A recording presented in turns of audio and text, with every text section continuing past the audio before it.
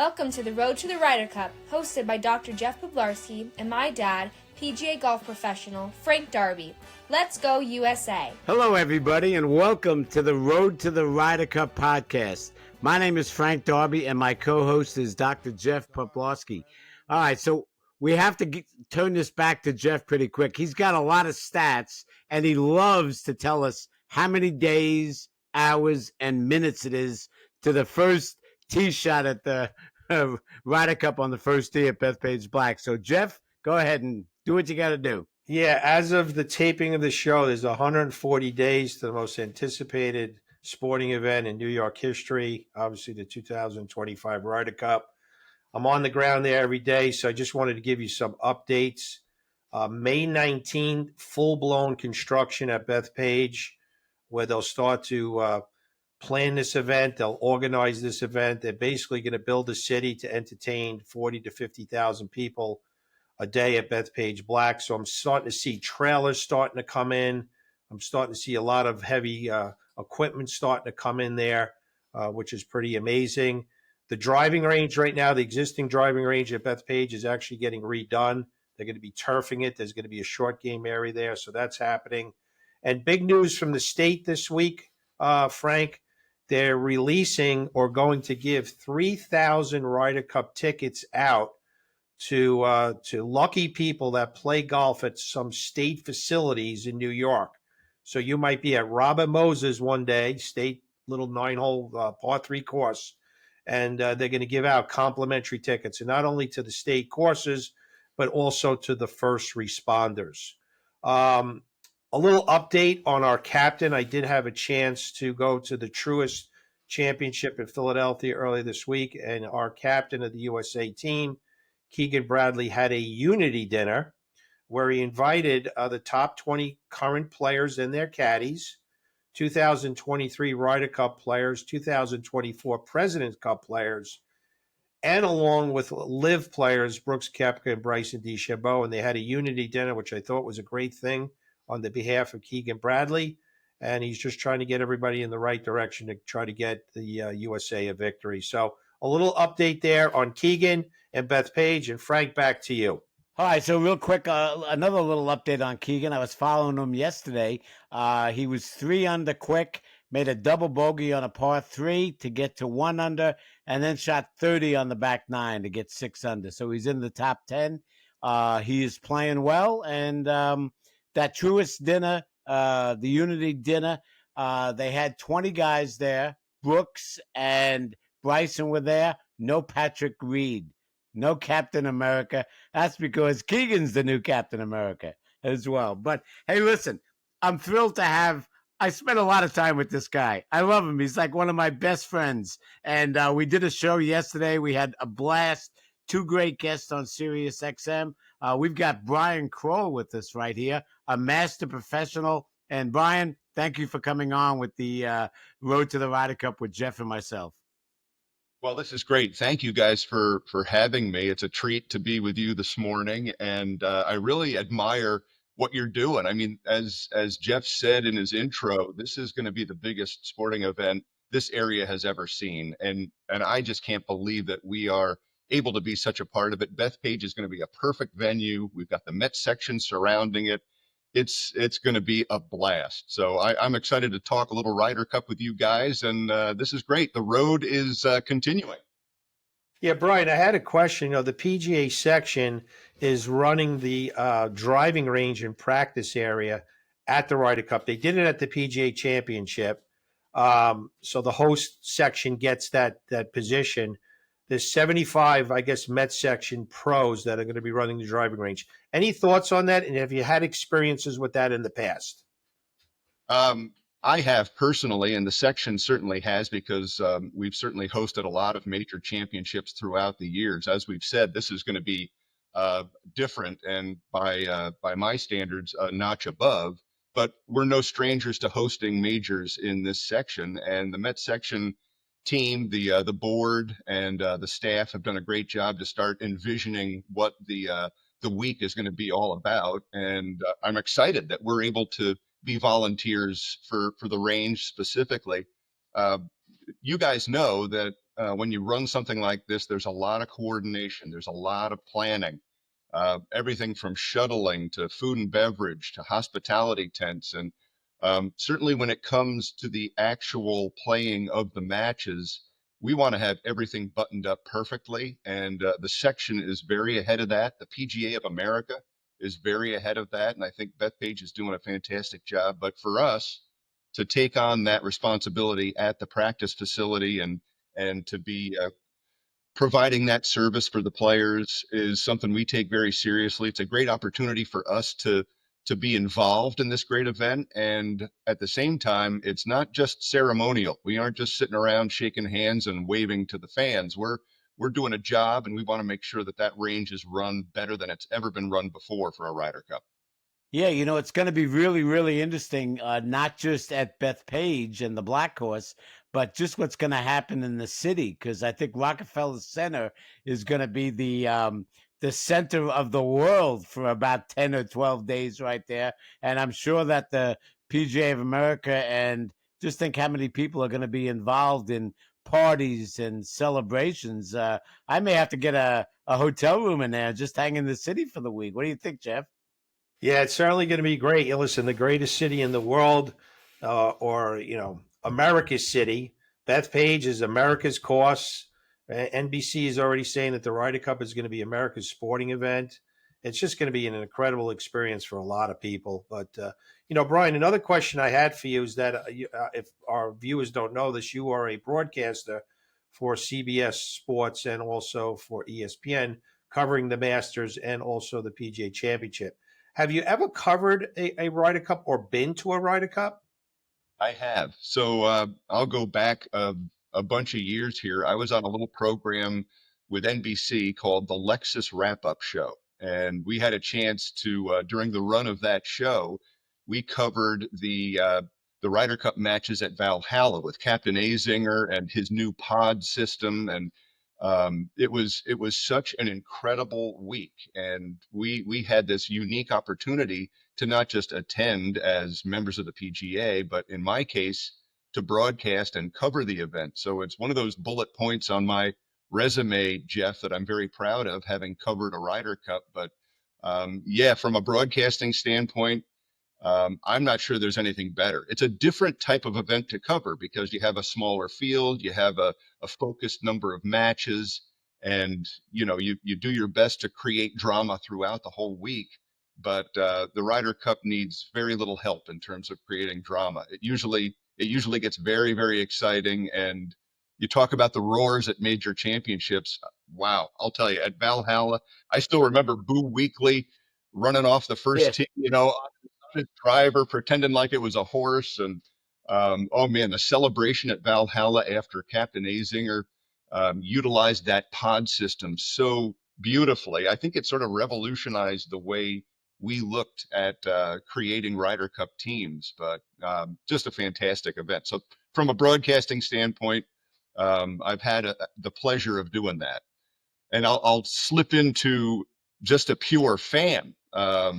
This goes back. I've been to a couple of them, but the first I was ever a part of was 1999 at Brookline on the weekend. I was down there both Saturday and Sunday. Had the chance to sit down with Byron Nelson. Had lunch at a VIP hospitality tent. So I'm just thinking, where could this go from here? We were getting beat up pretty bad at that point. But on Sunday, my wife came down and joined me, and we went out to watch the Ryder Cup matches on Sunday. Of course, Ben Crenshaw had made that famous prediction, and it was starting to get loud. I mean, really loud. I had been to other major championships, but nothing like this. So we happened to wander out to the 17th green area. It was packed. I mean, it was 100 deep. There was no way to see what was happening on the green. So Wendy and I, we were a little younger and a little fitter and perhaps a little crazier back then. We climbed up a tree behind the 17th green. We were about 20 feet off the ground. And we were there in time to see that Justin Leonard putt drop on 17. And let me tell you, Frank, Jeff, the ground literally shook. It was so loud and so crazy. And it was a moment that the Ryder Cup will never forget, but it was a moment for us. I can't tell you how powerful that was to feel the excitement and the celebration. And I don't think there's ever been a point in my years of covering the game of golf or even attending great sports events where I felt more power and excitement and energy through a crowd and a property than when that Justin Leonard putt dropped. It was incredible. Yeah, Brian, as you know, I'm the performance and recovery director for the USGA, covering the majors for them. But I was at Brookline a few years ago when Matthew Fitzpatrick won, and it was Sunday, and I was in the bar area there, which is right off 18. And I looked to the Jeff. Wait. and I looked to the right, and there was Justin Leonard's shirt, that brown shirt, and it was hanging up in the bar, and I was like, wow. And I was talking to the bartender, and he kind of said the same thing. It was just an incredible experience there, which leads into Dobbs and also Brian. Give me your top 2 or 3 greatest Ryder Cup moments. I think that's number 1. Dobbs, you got anything on that? Yeah, let's see. I think I mentioned this to Brian last night. I thought that I felt really bad for Bernard Langer because we talk about Bernard Langer on our show an awful lot because the show behind us is Dave Marr, who's one of his best friends, and it's amazing what Bernard Langer has gone through after missing that little 5-foot putt, may not have even been that far, to not win the Ryder Cup for Europe. And, I mean, listen, I thought that was the war at the shore, as they called it. And we'll get into it a little bit more. But the one thing that the Ryder Cup, it was a lot more heated back then too. I mean, I don't think they really liked each other too much. I think a lot of that was spurred on by Seve Ballesteros, and that's a story in itself. But now these guys all play together every week. They're all traveling. It's like we could talk a little bit about Paul McGinley coming out, and they used to come out and say when Darren Clark was the captain too, that the reason why the Europeans was so good was because they traveled well. They all were in Europe. They had dinners all the time. Now it's probably a lot easier since everybody either lives in Jupiter or Orlando right now for the Europeans. What do you think, Brian? It's true. I mean, where they live and who they represent are very different things these days. But there are so many moments, Jeff. You think back in time to the snapshot of great moments, and you could go all the way back. I mean, one of the great moments that I think of was the concession. Of course, it was 1969 when Jack Nicklaus gave that final putt to Tony Jacklin to have the matches back then. So that was that gentleman. That really cool moment for the sport of golf that lives on as one of the most famous, I think. But I like sticking with the Ryder Cups that I have in recent memory. And you talked about Patrick Reed earlier, Frank, but I'll tell you what, that Captain America versus Rory McIlroy showdown at Hazeltine, I'm telling you that the display of golf in that match, I can't imagine what they put up in terms of like a best ball number, but that match between Rory McIlroy and Patrick Reed created such incredible energy and excitement and passion on both sides. If you can't recall that, go to YouTube, go back and check out the 2016 Ryder Cup matches at Hazeltine, and that's going to be the first thing that comes up on your screen because it was incredible. That one really stands out to me. 2012 was one of my favorites because you had Keegan and Phil together talking about a lot of energy with that group. Unfortunately, the USA team lost in Medina, and Marty Keimer hit the putt to win. But that's kind of one of my favorite Ryder Cup moments. But Brian, just going back to you, we're talking about moments. Give me, if you had to build a Ryder Cup team, an all-time Ryder Cup team, and you give me like the 2 captains you would go with and the 2 first picks that you would pick all time Ryder Cup. Man, that is a challenging question, Jeff. Yeah. Because you immediately go to the best players of all time, and you think about you think about these players like Tiger Woods, of course, or a Jack Nicklaus. Um, but on Team Europe, this is going to sound crazy, but I think someone like a Sergio Garcia comes to mind. Now, there's a lot of controversy here because of Live and what Sergio is doing at this point in his career. But if he was able to come back and put himself in the right place with the DP World Tour and the Ryder Cup at large, and it may happen. It may happen at Bethpage, as far as I can tell. He might be on that team, but I would say seeing Sergio Garcia as the first pick would be top notch. And I think on the U.S. side, the top pick for me would be Jack Nicklaus, and I go back. Maybe I have too much appreciation for tradition here, but you think of the figures like Arnold Palmer and Jack Nicklaus and what they mean to the history of the game and certainly the Ryder Cup. So I would say as players, I'm going Jack Nicklaus and I'm going Sergio Garcia. As captains, I look again, a lot of respect for what Paul Azinger did, so I'm gonna bring Azinger back. I was really impressed with the way he conducted himself at Valhalla, and on the European side, you know what? I think Paul McGinley is really kind of a cool guy to think of when you think of spirit and passion and representing Team Europe. So those are my four names, Jeff. Okay, excellent, excellent. Seve, you always have to talk about Seve when you talk about Ryder Cup. Just an amazing man. And I think he's, when he first came on board in 1979 at the Greenbrier, his first Ryder Cup, I think that himself, it kind of propelled this event. Just like I think Bethpage is going to propel this Ryder Cup to the next stratosphere also.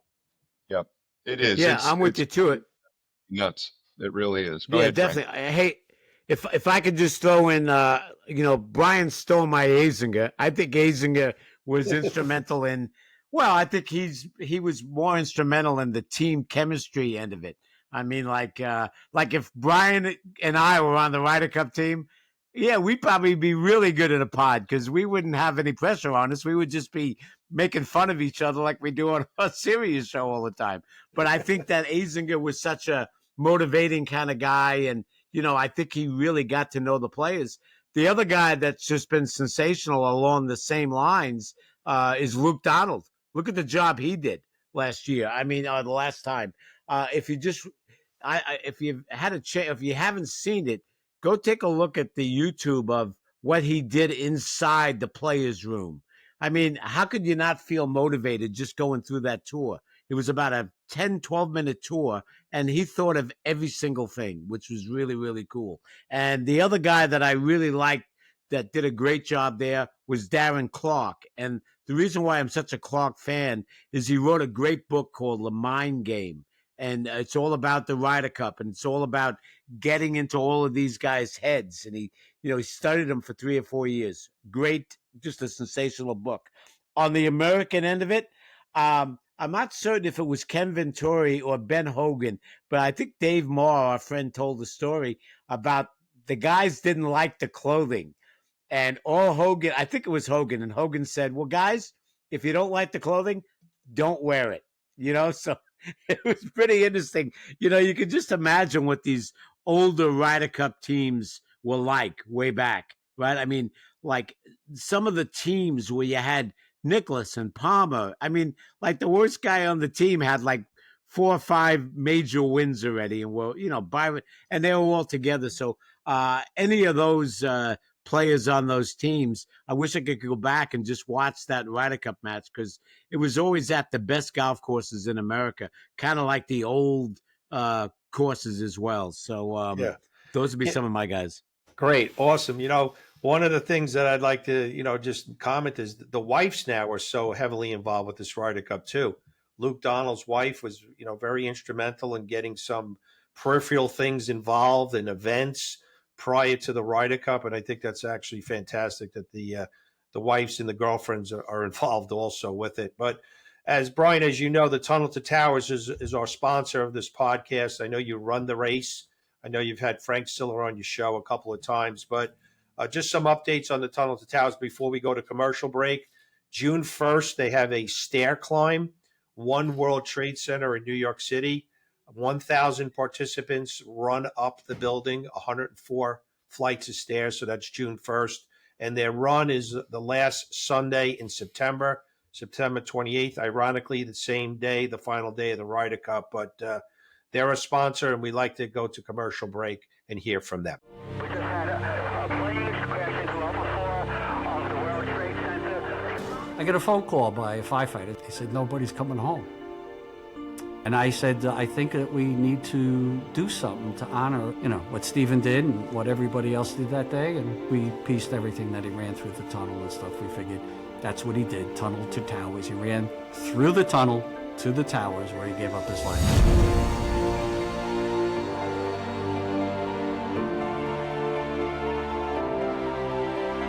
We, as Americans, better be there to take care of these families that live behind.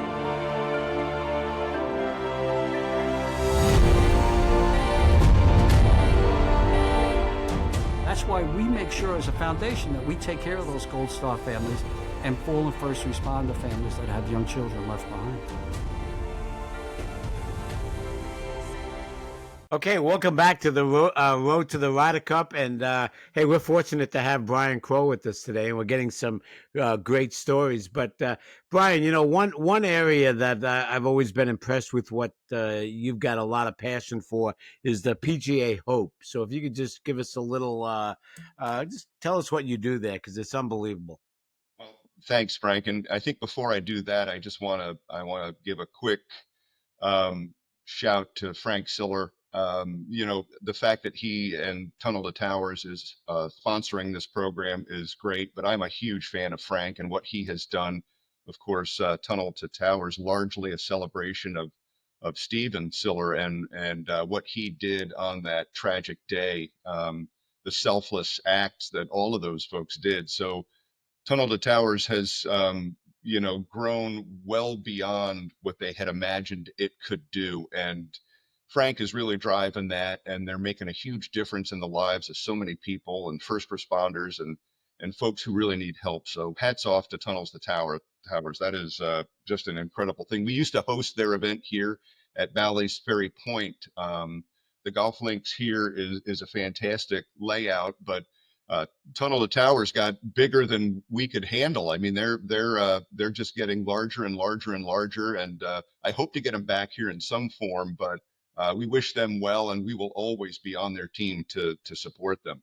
And that leads me to your question, Frank, in terms of the power of golf. I just think there's no sport out there. You could add all the others together, and it doesn't equal what golf can do in terms of making a difference for charities and the community and people who need help.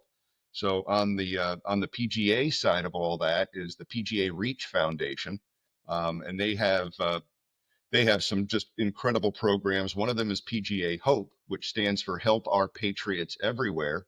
And this is really geared toward members of the military and military veterans, and in some cases their families, but really creating an atmosphere for these heroes that have put their lives on the line for our freedom to get engaged in social activities that golf can provide. So the Met section here has their version of it. So do the other 40 sections of the PGA of America. And it's just an incredible program where golf is creating this format and this environment for members of the military to get back involved in something, to feel that camaraderie again, to feel the competition of golf and just enjoy the sport and enjoy time with each other. So I could not be happier. I have a couple teams here at Bally's Golf Links at Ferry Point. We are proud hosts of the program. We also host the summer graduation for Hope every year. And look, if you can't get behind a program that supports the military who are preserving our freedom, then I don't know what's wrong with you. You've got, if you're looking for something to support, look to PGA Hope and the PGA Reach Foundation, and you'll find plenty of great opportunities to support the right people. Yeah, great job with that. Um, not to get off that too quickly, though, Brian, I know you were the past president for the Metropolitan Golf Writers Association from 2021 to 25. I know that's a pretty big organization in golf. Could you just tell us a little bit about that and what your responsibilities were during those 4 years? Yeah, again, I was fortunate to be elected as president of the section here, the Met PGA.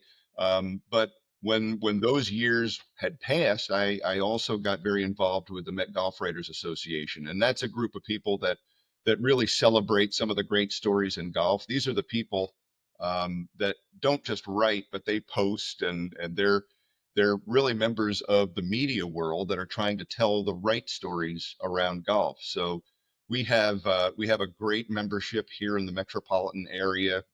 We're a subsidiary of the MGA, the Metropolitan Golf Association, and we have a great networking program. We have a great charity program. We sponsor a number of great caddy scholarship programs, and we also give back in a number of ways to various foundations in the area through our golf efforts. And every year we have the big um, annual dinner, the awards dinner, that raises a lot of money and celebrates some real serious people. Last year, Luke Donald was our Gold Tee Award winner, and we've honored some of the greatest names in the game. It's been around for nearly 75 years. So if you're interested, check out the Metropolitan Golf Writers Association. Anybody can join and be a member if you qualify. So check it out. It's a great group of people. We play some great golf courses and we celebrate golf in a really good way.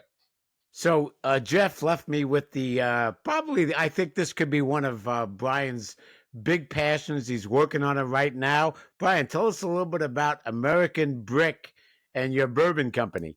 Yeah, well, look, golf leads to great things. I mean, I can't say enough about the sport of golf and the business of golf and the PGA, but we know, the three of us know the networking power of our sport. And you meet great people, and it's funny because one of my students, quite a while back, was involved in the spirits world, and I don't mean ghosts, Frank. I mean alcohol. And his business was about bringing great products to market. And I'm going to fast forward a couple of years. My son and I were trying to figure out what we're going to do with the Crowell brick mold property. So we up in Ulster County, New York, we have a brick mold factory, and making these old brick molds is just not a sustainable business anymore. So ultimately, down in the basement during Prohibition, we had a still, and my son was looking through some of the records, and he said, "You know what? Maybe we should bring that still up and celebrate that. What do you think of American Brick Bourbon?" I said, "Wow, that is a great idea." And that started a 10-year process of sort of putting this story together and getting our resources together. I'm going to go back to my friend that I helped with lessons. His name is Peter Deutsch, and Deutsch Family Wine and Spirits is located in Stamford, Connecticut. But I went to Peter and showed him our story and our research, and he said, "You know what? It's not just because I love your golf and I think of you as a friend. This is a great idea." And to make a long story short, American Brick Bourbon is now on the shelves of Total Wine and More locations across the country. And look, we're talking about the Ryder Cup. We're talking about Team USA. You can see the flags behind me. It's American. American Brick is the only bourbon you should be drinking for the Ryder. So yeah, it all kind of ties together, and it all goes back to golf, guys. It really does. Yeah, so again, Tunnel to Towers, Brian, we're going to be sending you these bourbon or leather wrap glasses. We'll say they're for bourbon. We'll send these in the mail to you, and maybe after the Ryder Cup, me, you, and Frank could get together and have a glass of American Brick Bourbon for sure. But we'll get these in the mail to you. You know, That is beautiful. And I like Jeff, that. Jeff, There's just enough. Jeff, we drink it right out of the bottle. We don't mess with glasses. There's just enough glass showing there just to clink it a little bit. yeah, the little clinker. Yeah, the clinker. All right, we'll do a little. We're going to start the clinking now. There we go. But I gotta say, this is an aside, but it's just really cool to be on a program with you guys. I look at Jeff, who is someone who has done so much to ease the pain in my back. And then I look at Frank as someone who is such a pain in my back. It's so Hey, weird. I mean, there's polar opposites here. Jeff, it's all about cause and effect. I'm the cause. I understand. Listen, Brian, you think just your back is hurt. Imagine what your mental part is going to be like. Oh, man. Good stuff. But a couple more questions, Brian. I know you're always busy and stuff. We'll get you off the podcast shortly. But I had a question about the 4 books that you were an author of. I know one of the books, no. Slice Free Golf. So we have four books, and some thoughts on your books. You know what? It's funny. Golf offers so many opportunities. So I was, a young assistant professional. I'm teaching the game, and I think the teachers out there who are listening, the golf instructors, my fellow PGA members who are tuning in, they will agree with this. You start giving lesson after lesson after lesson, and so much of it is the same problem. What I started seeing very early in my PGA professional career was a similarity, and certainly the slice is the predominant problem, the most ugly of all shapes in golf. So I'm sitting there and I would complete a lesson with somebody, whether it was at Sleepy Hollow or Glen Arbor or the Discovery Land Company. I was up at Silo Ridge for a while, and I'm thinking of these lessons, and they all have similarities. And I would finish up a 1-hour lesson and I'd say, man, that was great. The student was happy. They felt the joy of pure contact. They picked up distance because they attacked the ball from the right angle. And I would get so excited about it, but it was gone. And then I had to do it all over again the next hour, and then the next day and the next week. So I said, you know what? I am going to write a book that I can put all these ideas in one spot to cure the slice. So I wrote Slice Free Golf. It is, I think it's the Bible of hitting the ball solid. So if you're out there and you're a slicer and you've tried everything, look up Slice Free Golf. You can find it online somewhere. And it was really a fun project because you get all your thoughts and your ideas together, and now you've got a product that you can share with everybody. You don't even have to schedule a lesson. I can have them buy the book. But that was where it started. You're trying to share good information with a wider audience. And I went on to write Teach Yourself Visually Golf with Cheryl Anderson, another great teaching professional. She's down in Florida now. And then I did The Idiot's Guide to Golf, which I kept thinking of Frank throughout that whole process. Yeah. I'm in the next one. So, yeah, I've had a bunch of projects, and the writing has been fun because it helps to organize your thoughts, and I think it gives you a wider audience. Hey, where can we find those books? Can we find them up at Amazon? Or, if you go to that place in the city, what is it called? Books for a Buck? Oh, that's the #1 seller there. This is totally expected, Jeff. There's just disrespect from Frank on a weekly basis. Yeah. Jeff, just one more thing. We were trying to talk last night about what are we going to ask Brian? Do you have any questions? I'm like, oh, no. Brian will give me enough stuff just by talking. I'm reacting to what Brian says. And, hey, I got to say one more thing before Jeff lets you go. Everybody, Brian and I are big about talking about mentors. We do it with junior golf. We get a lot of youngsters on our program, and the one thing that they all have in common is they've had great mentors. And I tell you what, I'm a little bit older than Brian, but I consider Brian one of my best mentors I ever had, because he's really helped me with the Sirius and show, and even doing this podcast. So Brian, I'd like to publicly say that thanks for all you've done for me. Thank you, Frank. And you know what? Not to get too sappy here, but the bottom line is we've all kind of inspired each other here. I've learned from Jeff. I've learned a ton from Frank. When you think about the success that Frank has had throughout his career with coaching, and the names that have been beneficiaries of his leadership, and you think of tour players, major championship winners, Captain Bradley among them.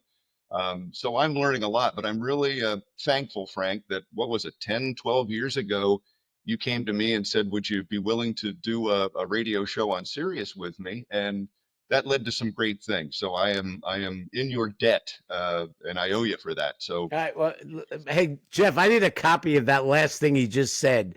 I, hey, go ahead, listen, Jeff. you know what? I know this is your show, but could I? Frank knows I like to do this. I want to throw a little controversy in there. You Sure. guys ready for this? Yes. And you may have touched on it already in previous episodes, but talk to me about the Ryder Cup and how you feel the $500,000 per player is going to impact things. Are you comfortable with that? Are you worried about that? I will kind of lay this out by saying in years past, the players did get a $200,000 stipend that they were expected to give to charity. And it's been a very charitable part of the Ryder Cup. But this is the first year where the 200,000 has gone up to 500,000 and 300,000 goes to charity, but the 200,000 per player is theoretically money they could put in their wallet. And I think that's something that Team Europe might use as a weapon going forward, saying, listen, you don't need to pay us to play. But it's an interesting topic, and I wanted to hear your thoughts on it, guys. What do you think? Go Yeah, ahead, Jeff. yeah. Listen, 200,000 is supposedly go for expenses. That would be a nice take your family on vacation for 200,000, right, for a week. The 300,000 does go to their charity of their choice, and I think that's okay. But Europe doesn't get any of that. And I'm an American, so I don't want to speak too badly about our team, but Europe doesn't get anything. So we'll see how that develops. So hopefully they do the right thing with those $300,000 each Yes. player. Hopefully it goes to the charities of their choice. Listen, the Tunnel to Towers, America's charity. Hopefully they're considered in some of those discussions from the American team. That would be great if they Yeah, and would I think consider I us. think that's a great point, Jeff. And I think that Captain Bradley, for one, has come out to say all 500,000 is going to go to charities in my case, and I assume that many, if not all, of the players are going to follow that lead. But the fact that they do have the option to keep 200,000 for themselves for expenses or whatever um, isn't great. I think ultimately the winner here is charity. I think that even going from 200 to 300,000 per player has been a great improvement, and it's another example of how golf is helping great causes and people who need help. So I would say let's look at it as a positive for the most part, and I'm hoping that all the players say, look, we appreciate the 200,000 to do with what we'd like, but I think I'm going to put all 500,000 of mine toward charities, and that would just kill the whole controversy. That would be the way to go. Just give it all to charity, and everybody wins. Yeah. Hey, listen, that's going to come out somewhere between, depending on whether are they paying the vice captains and other people as well. But that's going to be about $7 to $8 million right there. And I was going to say the same sentiments that Jeff said. It'd be nice if we could get these guys to take a closer look at Tunnel of Towers and what they do for the for everybody, not just the military, but first responders and the police and the firemen as well. So the one thing about the PGA Tour guys, these guys are very good with charity, and like Brian said before, PGA Tour alone does more than any other sport combined. So I'm sure that that's going to be considered when the time comes. Yeah, I don't want to give Europe even the slightest little reason Yeah. to play harder. So I think it would be nice to hear that the money is going to the right places, and I don't want it to be a talking point or some sort of a motivator for Team Europe to take shots at us. So I love the fact that charity is winning, and that's what I think we need to focus on. Yeah, great points. For our audience there, we're on social media. We're on Facebook, X, LinkedIn, Spotify, YouTube. We'd appreciate if you go on, you like, you subscribe, you comment, share, repost. We'd appreciate that. And the Tunnel to Towers website is T2, the number 2T, T2T.org. We have a campaign where you could donate as little as $11 a month to assist with our American heroes. You certainly could donate more than that, but we do have that $11 a month campaign there. So, Dobbs, I think we're 139 days now, it says on the clock. So we're one day less now. Final comments, Frank? Well, one day less now than when we started this program. Is that what you said? Because it seemed like I was all day with Brian Crowell the last 24 hours. I know I talk a lot. I'm sorry. No, I'm sorry. listen, I have no more comments. Hey, listen, our show got a lot better today just by having Brian Crowell on as well. So, Brian, thank you for coming, man. Yeah, Brian, thanks a lot. Hopefully we'll see you shortly. You certainly will. Thank you so much for what you do, and thanks for Tunnel to Towers and the Road to the Ryder Cup. What a great project. I'm very proud to be a part of it. So thank you. Cool. Thanks. See ya.